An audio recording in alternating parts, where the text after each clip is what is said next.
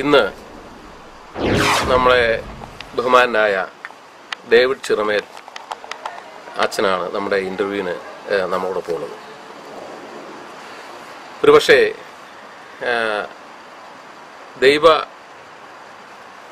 ദൈവസേവ ചെയ്യുന്ന എന്ന മനുഷ്യരുടെ ഇടയിലെ ഒരു ദൈവപുത്രനും മനുഷ്യരുടെ ഇടയിലെ ഏറ്റവും വലിയൊരു മനുഷ്യസ്നേഹിയുമായിട്ടാണ് നമുക്ക് അച്ഛനെ കാണാൻ കഴിയുന്നത്. മനുഷ്യൻ്റെ ശരീരത്തിൽ ഈ കാലത്ത് മനുഷ്യരെല്ലാവരും അവരുടെ ലൈഫ് എങ്ങനെ എക്സ്റ്റെൻഡ് ചെയ്യാം, അതുപോലെ തന്നെ ജീവിതം കൂടുതൽ എക്സ്റ്റെൻഡ് ചെയ്ത് ആയുസിനെ വർദ്ധിപ്പിക്കാമെന്ന് ചിന്തിക്കുന്ന ഈ കാലഘട്ടത്തിൽ അതിനുവേണ്ടി എത്ര പൈസ വേണമെങ്കിലും മുടക്കി പൈസ വേണമെങ്കിലും ചെലവ് ചെയ്ത് ആളുകൾ ജീവിതത്തിൻ്റെ ലൈഫ് എക്സ്പാൻഡ് ചെയ്യാൻ വേണ്ടി ശ്രമിക്കുന്ന ഈ കാലഘട്ടത്തിൽ ഒരു പുരോഹിതൻ എന്നുള്ള നിലയിൽ അദ്ദേഹത്തിൻ്റെ കിഡ്നി ഒരു അന്യമതസ്ഥന് സംഭാവന ചെയ്തുകൊണ്ട് മനുഷ്യകുലത്തിന് തന്നെ ആകമാനം ഒരു മാതൃകയായ മനുഷ്യനെയാണ് നമുക്കിന്ന് നമ്മുടെ മുൻപിൽ കിട്ടിയിരിക്കുന്നത്. നമുക്ക് അച്ഛനോട് അദ്ദേഹം 2ാം പ്രാവശ്യമാണ് ഇംഗ്ലണ്ടിൽ വരുന്നത്. അദ്ദേഹത്തോട് ഇവിടുത്തെ അനുഭവങ്ങളും നാട്ടിലെ അനുഭവങ്ങളും നമുക്കൊന്ന് ചോദിക്കാം. അതിനുവേണ്ടി നമുക്ക് അച്ഛനെ ആദ്യമായി സ്വാഗതം ചെയ്യുകയാണ്. നമസ്കാരം. എന്തുകൊണ്ടാണ് അച്ഛനിങ്ങനെ ഈ കിഡ്നി ഡൊണേഷൻ പോലെയുള്ള ഇത്ര ഒരു വലിയ റിസ്ക് ആയിട്ട്, വേറൊരിടത്ത് സാധാരണ മനുഷ്യരായ എന്നെ പോലുള്ള ആളുകളെ സംബന്ധിച്ചിടത്തോളം വലിയ സയന്റിഫിക് ജ്ഞാനം, മെഡിക്കൽ സയൻസിനെ സംബന്ധിച്ച് വലിയ ജ്ഞാനമില്ലാത്ത ഒരു സാധാരണ മനുഷ്യന്റെ പോയിന്റ് ഓഫ് വ്യൂവിൽ നോക്കുമ്പോൾ അച്ഛനൊരു വലിയ റിസ്ക് ആയിട്ടിരിക്കുന്നു. ആ റിസ്ക് അങ്ങനെ എടുക്കാൻ ഉണ്ടായ കാരണം ഒന്ന് വിശദീകരിക്കാൻ പറ്റും? എന്നെ സംബന്ധിച്ചിടത്തോളം ഒരു പുരോഹിതനാകുക എന്നുള്ളത് തന്നെ ഇന്നത്തെ കാലഘട്ടത്തിന്റെ ഒരു വലിയ റിസ്ക്കാണ്. കാരണം ഈ കാലഘട്ടത്തിൽ യേശുക്രിസ്തുവിൻ്റെ ഒരു പുരോഹിതനായി യേശുക്രിസ്തുവിൻ്റെ ജീവിതത്തിൻ്റെ തുടർച്ചയായിട്ട് ജീവിക്കുക വലിയൊരു റിസ്ക്കാണ്. ആ റിസ്കിൻ്റെ മുൻപിൽ 25 വർഷം ഞാൻ മുന്നോട്ട് പോയി. ഇപ്പോൾ ദൈവത്തിൻ്റെ പ്രത്യേക നിയോഗം, അത് എൻ്റെ യാതൊരുവിധ എൻ്റെ നിയോഗം എന്ന് എനിക്ക് പറയാനില്ലത്. ദൈവം തിരഞ്ഞെടുത്ത ഒരു നിമിഷം, ആ നിമിഷത്തിൽ ഒരു മനുഷ്യൻ്റെ ജീവിതം അറ്റുപോകുന്നു. നേരത്തെ ടോം പറഞ്ഞതുപോലെ അറ്റുപോകാൻ നിൽക്കുന്ന ഒരു ജീവിതം, ആ ജീവിതത്തിന് എൻ്റെ ഒരു കൊച്ചു സഹായം കൊണ്ട് ജീവിതം നീട്ടിക്കൊടുക്കാൻ പറ്റും എന്നറിഞ്ഞാൽ തീർച്ചയായിട്ടും ഒരു പുരോഹിതൻ അതിനുവേണ്ടി ഫോർ ദ പീപ്പിൾ, ദൈവം ജനങ്ങൾക്ക് വേണ്ടി തിരഞ്ഞെടുത്ത ഒരു മനുഷ്യനാണ് ഞാൻ. ദൈവം ജനങ്ങൾക്ക് വേണ്ടി ദൈവത്താൽ തിരഞ്ഞെടുക്കപ്പെട്ട ഒരു മനുഷ്യനാണ്. അപ്പോൾ എന്നെ സംബന്ധിച്ചിടത്തോളം ഒരു പുരോഹിതൻ എന്നുള്ള രീതിയിൽ ഇതിനേക്കാൾ അപ്പുറത്ത് ചെയ്യാൻ ഞാൻ ബാധ്യസ്ഥനാണ്. പക്ഷെ എല്ലാം ചെയ്യാൻ പറ്റുണ്ടോ എന്ന് ചോദിച്ചാൽ പറ്റണില്ല. അപ്പം അതുകൊണ്ട് ഈ നേരത്തെ ചോദിച്ച ചോദ്യം, ഇത്ര വലിയൊരു റിസ്ക് എന്ന് പറയുമ്പോൾ പുരോഹിതന്മാരുടെ ജീവിതം തന്നെ മറ്റുള്ളവരുടെ വേണ്ടി ഒഴിഞ്ഞു വെച്ചാന്നൊക്കെ പറയില്ലേ, ജീവിതം മാറ്റിവെച്ചവരാണ് നമ്മൾ. അതിൻ്റെ ഒരു സന്തോഷം എല്ലാ പുരോഹിതനും അവകാശപ്പെട്ടതാണ്. നമ്മൾ അങ്ങനെ ജീവിച്ചാൽ അതിൻ്റെ ഒരു സന്തോഷം നമുക്ക് കിട്ടും. അപ്പോൾ ഒരു പുരോഹിതനുള്ള രീതിയിൽ ഈ ഒരു ഉത്തരവാദിത്തം, അല്ലെങ്കിൽ ഒരു മനുഷ്യന്റെ ജീവിതത്തിന് ചിലപ്പോൾ നമ്മൾ സാമ്പത്തിക സഹായം കൊടുക്കും, അല്ലെങ്കിൽ അറിവ് പറഞ്ഞു കൊടുക്കും, സ്കൂളിൽ അഡ്മിഷൻ കൊടുക്കും, പല പല കാര്യങ്ങൾ നമുക്ക് ചെയ്യാം.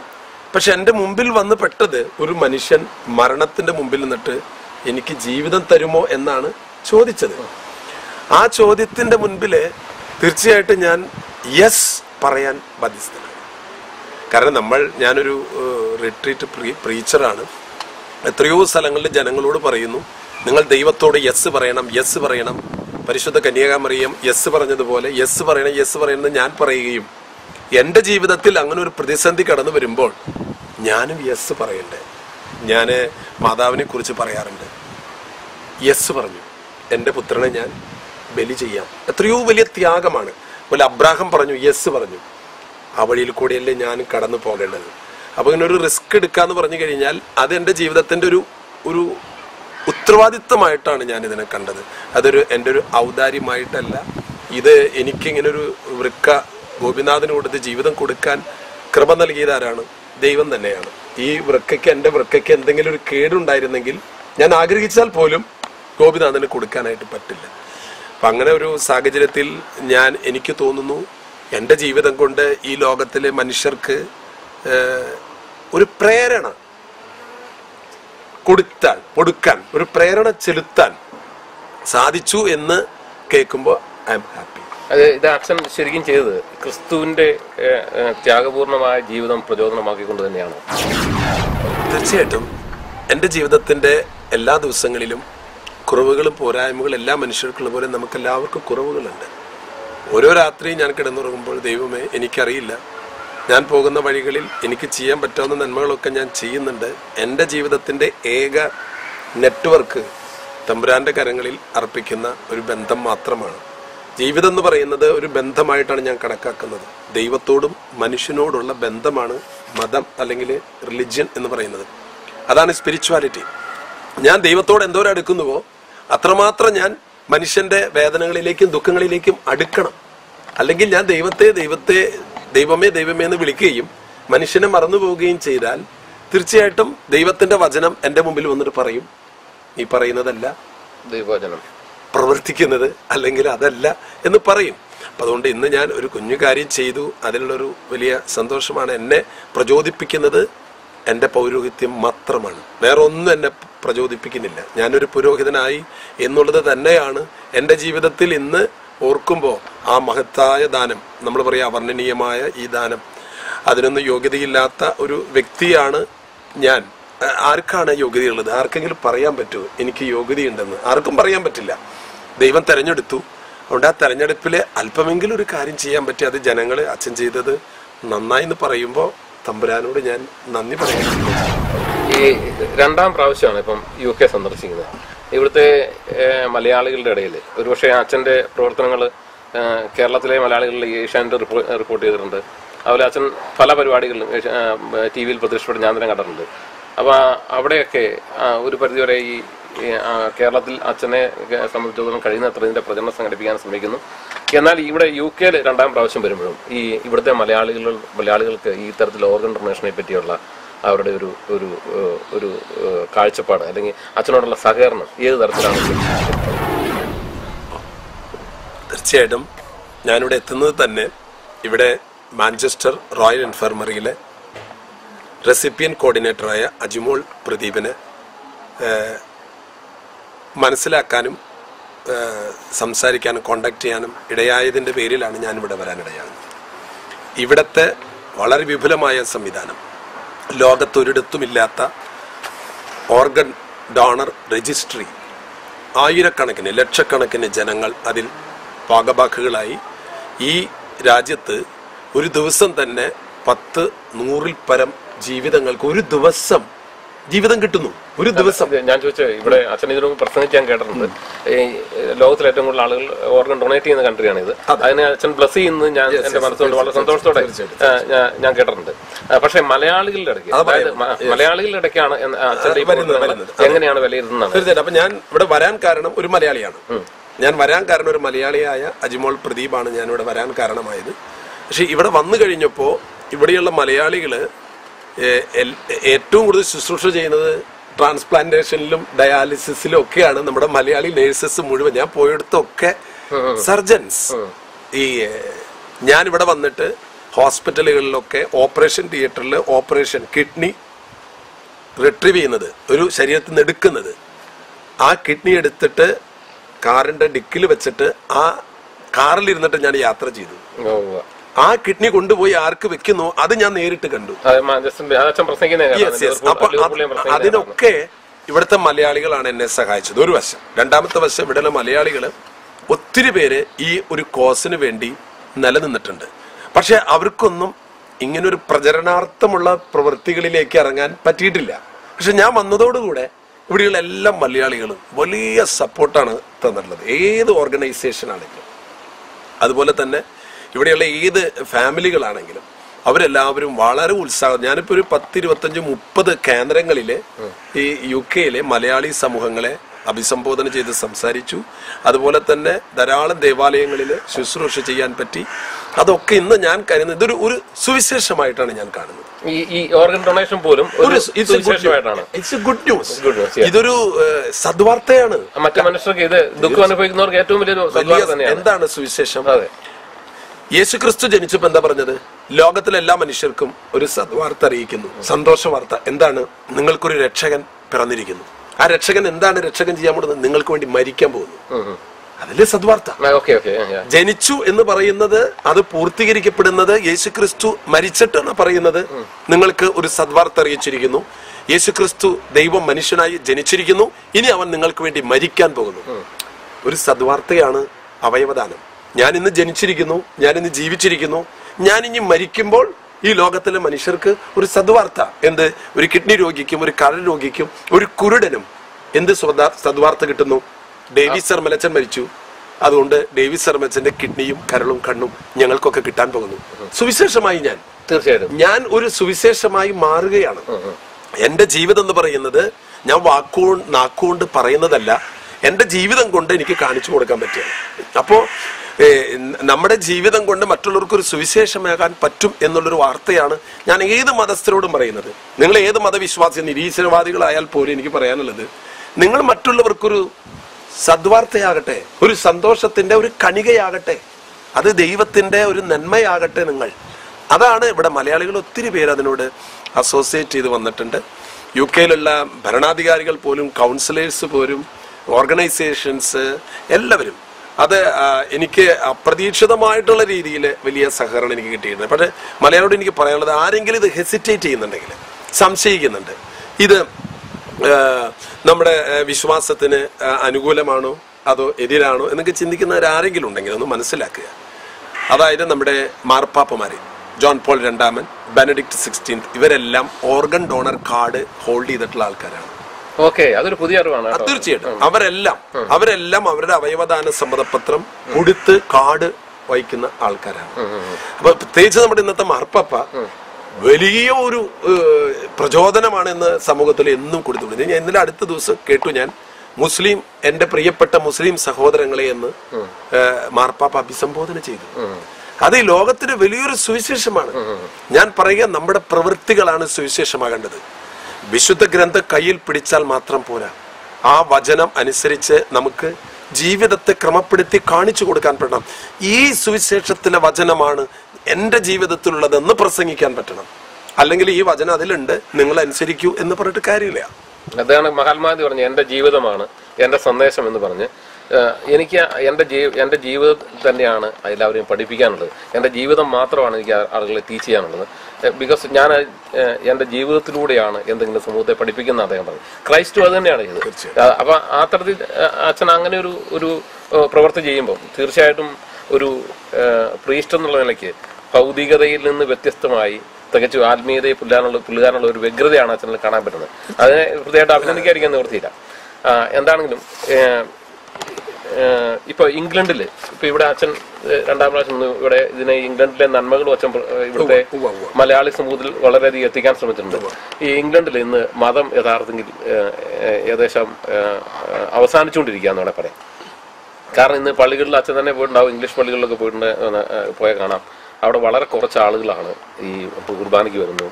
അതുപോലെ തന്നെ ഇന്നിപ്പോൾ നമ്മൾ ഇംഗ്ലീഷ് കമ്മ്യൂണിറ്റിയിലുള്ള പലരോടും ചോദിച്ചു കഴിഞ്ഞാൽ, പലപ്പോഴും ഞാൻ ചോദിച്ചപ്പോൾ അവർ എത്ര പ്രാവശ്യം പള്ളി പോയിട്ടെന്ന് ചോദിച്ചു കഴിഞ്ഞാൽ മാമുദീസായിക്കും പിന്നെ ഒന്നേ നന്മകളുണ്ട്. അത് മനുഷ്യൻ എന്ന് തന്നെ ഭൂമിയിലുണ്ടായ അന്ന് ഉള്ള നന്മകളുണ്ട്.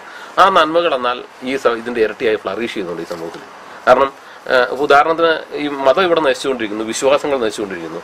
പക്ഷെ ഏറ്റവും കൂടുതൽ ഓർഗൻ ഡൊണേറ്റേഴ്സ് ഉള്ളത് ഇവിടെയാണ്. അവരാണ് ഏറ്റവും കൂടുതൽ ആളുകൾ, മരിക്കുന്ന മുഴുവൻ ആളുകളും തന്നെ അവരുടെ ഓർഗൻസ് ഡൊണേറ്റ് ചെയ്യാൻ വേണ്ടി തയ്യാറാകുന്നു. അപ്പൊ അച്ഛൻ തന്നെ നേരിട്ട് ഒരു 72 വയസ്സായ സ്ത്രീയുടെ 82 വയസ്സായ സ്ത്രീ 83 വയസ്സായ സ്ത്രീയുടെ കിഡ്നി എടുത്തുകൊണ്ട് മാഞ്ചസ്റ്ററിൽ നിന്ന് ലിവർപൂളിൽ കൊണ്ടുപോയി വെക്കുന്നതും എടുക്കുന്നതും അച്ഛൻ നേരിട്ട് കണ്ടു. അപ്പൊ അത്തരം സംഭവം. അപ്പൊ അങ്ങനെ നോക്കുമ്പം ഈ പ്രായത്തിലിരിക്കുന്ന സ്ത്രീ പോലും ഇത് കൊടുക്കാൻ തയ്യാറാകുന്നു. അപ്പൊ അവരിലെ നന്മ, ഒരു വശത്ത് മതം മരിക്കുമ്പോൾ പോലും അവരിലെ നന്മ ഭയങ്കരമായി ഫ്ലറിഷ് ചെയ്യുന്നില്ലേ എന്ന് എനിക്ക് സംശയം. അതായത് നമുക്ക് ഒരു കാര്യം മനസ്സിലാക്കണം, ഈ ലോകത്തിലെ ഏറ്റവും വലിയ നന്മ മനുഷ്യനാണ്. കാരണം ദൈവം സൃഷ്ടിച്ച സർവ്വ സൃഷ്ട വസ്തുക്കളിലും തന്റെ ഛായയിലും സാദൃശ്യത്തിലും സ്നേഹത്തിലും ജീവനിലും പങ്കുപറ്റി ഒറ്റ ജീവിയുള്ളൂ, അതാണ് മനുഷ്യൻ. അതാണ് ഞാനും എന്നെ കേൾക്കുന്ന നിങ്ങളും. ആ മനുഷ്യന്റെ ഉള്ളിലെ ജീവിതത്തിൽ തിന്മകൾ കടന്നുകൂടി, അവന്റെ മനുഷ്യത്വം നഷ്ടപ്പെട്ടു പോയി. ആ മനുഷ്യത്വം, ദൈവീകമായിട്ടുള്ള ആ ചൈതന്യം തിരിച്ചു കൊണ്ടുവരാൻ വേണ്ടിയിട്ടാണ് ദൈവം മനുഷ്യനായി ഈ ഭൂമിയിലേക്ക് വന്നത്. എന്നിട്ട് മനുഷ്യനോട് പറഞ്ഞു, മനുഷ്യ, നീ ദൈവത്തിൻ്റെ തുല്യനായ വ്യക്തിയാണ്. നിന്റെ കുറവുകൾക്ക് വേണ്ടി ഞാൻ മരിക്കുകയാണ്. മരിച്ച് നിനക്ക് വീണ്ടെടുപ്പ് തരികയാണ്. വീണ്ടെടുപ്പ് എന്ന് വെച്ചാൽ പുതിയ ഒരു മനുഷ്യനായി തിരിച്ചു വരാനായിട്ടാണ്. അതാണ് മതം എന്ന് പറയുന്നത്. മനുഷ്യനെ വീണ്ടെടുക്കുക, അല്ലെ? മനുഷ്യനെ വീണ്ടെടുക്കുക. എന്തിനു വേണ്ടി? അവന്റെ നഷ്ടപ്പെട്ടു പോയ നന്മ തിരിച്ചെടുക്കുക. നഷ്ടപ്പെട്ടു പോയെന്ന് പറയുന്നത് അവന്റെ ഉള്ളിലുണ്ട്, അവൻ അത് അറിയണില്ല. എല്ലാ മനുഷ്യന്റെ ഉള്ളിലും നന്മയുണ്ട്. വചനം തന്നെ പറയുന്നുണ്ട്, എല്ലാ മനുഷ്യരിലും നന്മയുമുണ്ട് തിന്മയുമുണ്ട്. അതല്ലേ വളരെ പവർഫുൾ ആയിട്ട് ഒരു കാലഘട്ടത്തിൽ ക്രിസ്ത്യാനിറ്റി നിന്ന സ്ഥലമുണ്ട്. ലോകത്ത് ക്രിസ്ത്യാനിറ്റി സ്പ്രെഡ് ചെയ്തിട്ട് വളരെ റോളുള്ള കൺട്രിയാണ്. കാരണം എസ്പെഷ്യലി ആഫ്രിക്ക, അതുപോലെ തന്നെ ഏഷ്യൻ കൺട്രീസിൽ. ഇപ്പം ഇംഗ്ലീഷുകാർ ഇന്ത്യയിൽ വന്നപ്പോൾ, ഇംഗ്ലീഷുകാരല്ല എങ്കിലും കൂടി പോർച്ചുഗീസുകാരാണ് നമ്മുടെ ഇവിടെ ക്രിസ്ത്യാനിറ്റി കൂടുതൽ സ്പ്രെഡ് ചെയ്ത്. എങ്കിലും ഇംഗ്ലീഷുകാരും നോർത്ത് ഈസ്റ്റേൺ സൈഡുകളിലൊക്കെ ക്രിസ്ത്യാനിറ്റി സ്പ്രെഡ് ചെയ്തതിൽ ഇവർക്കും റോളുണ്ട്. അപ്പൊ ഇത്രയേറെ ആഫ്രിക്കയിൽ ഓൾമോസ്റ്റ് ഇവരാണ് ഇത്. അതുപോലെ തന്നെ ചൈന, ഇവിടെയൊക്കെ. അപ്പൊ ഇവിടെയൊക്കെ ഈ ക്രിസ്ത്യാനിറ്റി ഇത്രയും സ്പ്രെഡ് ചെയ്ത ഒരു കൺട്രി. അതുപോലെ തന്നെ ക്രിസ്ത്യാനിറ്റി വളരെ നന്നായി ഫ്ലറിഷ്ഡ് ആയിട്ടുള്ള കൺട്രി.